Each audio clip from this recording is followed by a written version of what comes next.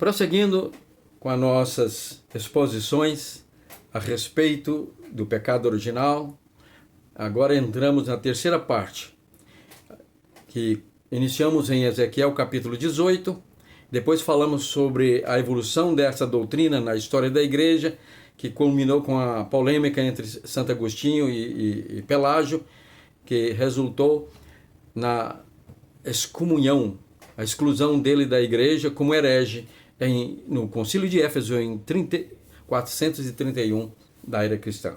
Muito bem, agora eu quero mostrar como uma doutrina, um fundamento falso, dá lugar ao desenvolvimento de outras doutrinas ou dogmas, né? Ensinamentos equivocados.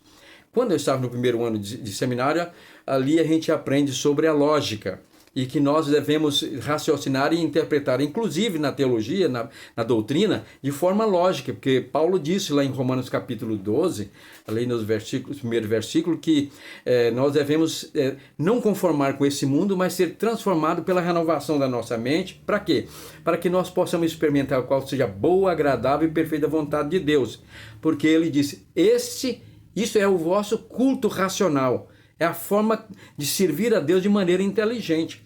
Então, lá diz o seguinte, quando nós, na lógica, nós sabemos que quando nós lançamos uma premissa falsa, desenvolve-se um silogismo, um raciocínio falso que leva a uma conclusão falsa. E lembro de um exemplo em que dizia, todo cachorro preto é mau e morde. Então, eu chego na casa do meu amigo e lá está o seu cachorro preto. E eu peço a ele, não vou entrar na sua casa enquanto não amarrar o seu cachorro, porque ele morde. E ele contesta, não morde. Eu falei, morde, porque eu aprendi que todo cachorro preto morde, o seu é preto, ele morde.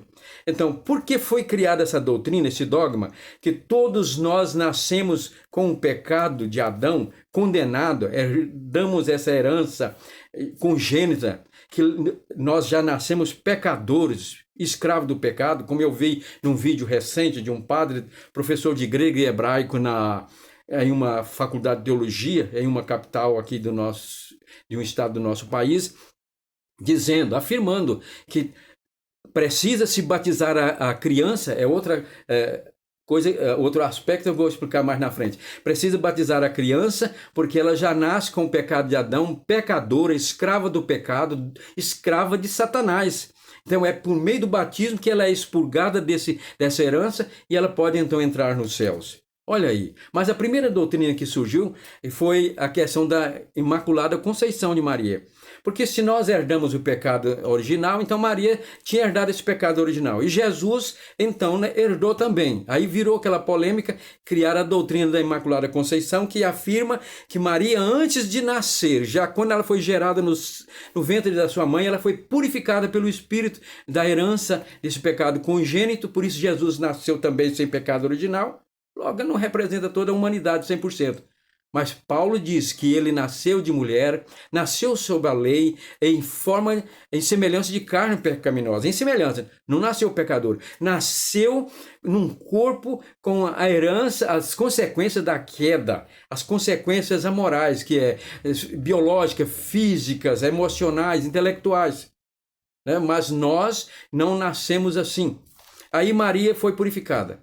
Bom, porque se cria, e há alguém que crê ainda que o pecado tem a ver com sexo e Adão e Eva só tiveram relações depois da queda, então eles passaram a criar outra doutrina. Já que ela então foi purificada, não poderia mais ter relações para não voltar a ter a herança do pecado original, pecaminosa. E aí criou a doutrina da perpétua virgindade, pureza de Maria. Ela nunca teve relações sexuais com José.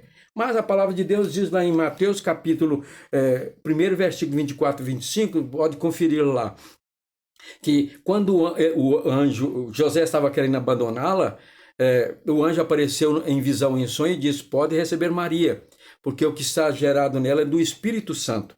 Aí José recebeu ela e disse e não a conheceu, não teve relação sexual com ela até que ela teve o seu filho primogênito, o seu primeiro filho, chamado Jesus. E nós vamos encontrar lá em Lucas capítulo 8, versículo 20, onde Jesus está pregando um lugar e eles dizem, olha, sua mãe e seus irmãos estão aí querendo falar com você. E encontramos lá em João capítulo 7, versículo 5, os seus discípulos, os seus irmãos dizendo, vai para Jerusalém, mostrar os milagres que você está fazendo, né? Você fica aqui no interior, na Galileia, vai para lá. Porque o povo estava indo, já tinha ido, os discípulos inclusive, para a Páscoa, e ele ficou para trás. E aí termina dizendo o seguinte, que nem os seus irmãos criam nele. Queria que ele fosse fazer propaganda, porque, olha, quem quer se projetar... É como um artista da música sertaneja, por exemplo, ia para São Paulo, hoje vão para Goiânia para se tornar conhecido. Você não vai, não vai? Não cria nele como Messias. E lá em Atos capítulo 1, versículo 14, quando diz que os discípulos estavam reunidos ali em Jerusalém esperando a promessa do Espírito, o Pentecoste, lá estavam eles reunidos, os apóstolos, os discípulos ali, e Maria e os irmãos de Jesus. Portanto, agora vem a questão da outra herança, como nós já falamos aí, né? Outra doutrina, que é a doutrina do batismo, a regeneração batismal. Tem que batizar para tirar o pecado, para a criança morrer e não ficar impedida de ir para o céu.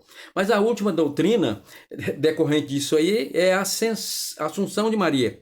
Ela não morreu como os outros cristãos. Ela sofreu uma espécie de morte como uma dormição. Ficou durante 3 dias e depois ela reviveu e recebeu do Senhor um corpo glorificado como o de Cristo após a ressurreição e foi para os céus, né?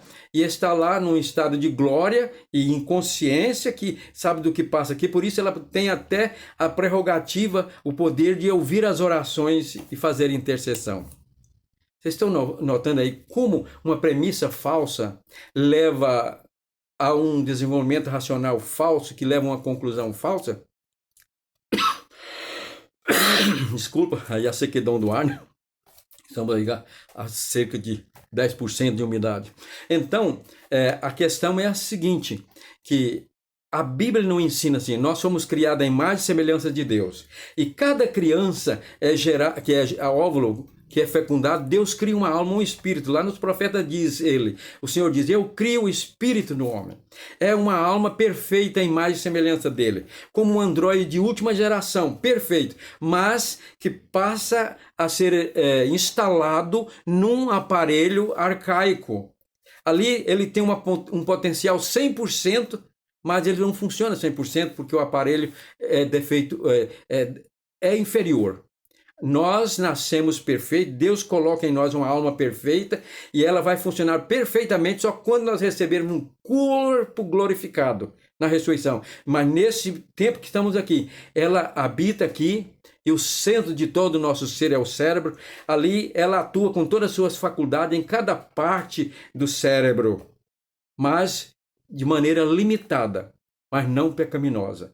E nós temos a nossa natureza, os sentimentos, às vezes, perturbados. Nós sofremos isso com a queda. Por exemplo, quando alguém leva um tombo, uma coisa assim, que às vezes uma situação que a gente deveria chorar, a gente ri, né? E quando nós passamos muito tempo sem ver um ente querido, um amigo, uma pessoa, e aí a gente encontra, deveria estar alegre, pulando, a gente chora. Então há uma certa desordem na nossa natureza humana, que não é pecaminosa, mas é decadente em consequência da queda. Inclusive da morte física, porque Adão, mesmo antes de pecar, se ele não tivesse pecado e não comesse da árvore da vida, morreria. Mas ele pecou, foi expulso de lá, ficou impedido de comer e a sua descendência também. Por isso Paulo diz em Corinto, em Adão todos morrem. E a morte espiritual vem depois, eu vou falar sobre isso, explicando Romanos capítulo 5, versículo 12 a seguir. Portanto, essa é a verdade bíblica. Nós somos criados à imagem e semelhança de Deus. Perfeitos. Nascemos inocentes. Depois nós temos a oportunidade de escolher entre o caminho, a porta larga e o caminho espaçoso, e a porta estreita e o caminho, a porta apertada e o caminho estreito. Andar com Deus ou fugir da vontade de Deus. Mas mesmo depois, se andarmos pelo caminho da porta larga, do caminho espaçoso, temos a oportunidade de voltar para o caminho estreito e seguir a vontade de Deus, porque continuamos livre, com o nosso livre-arbítrio.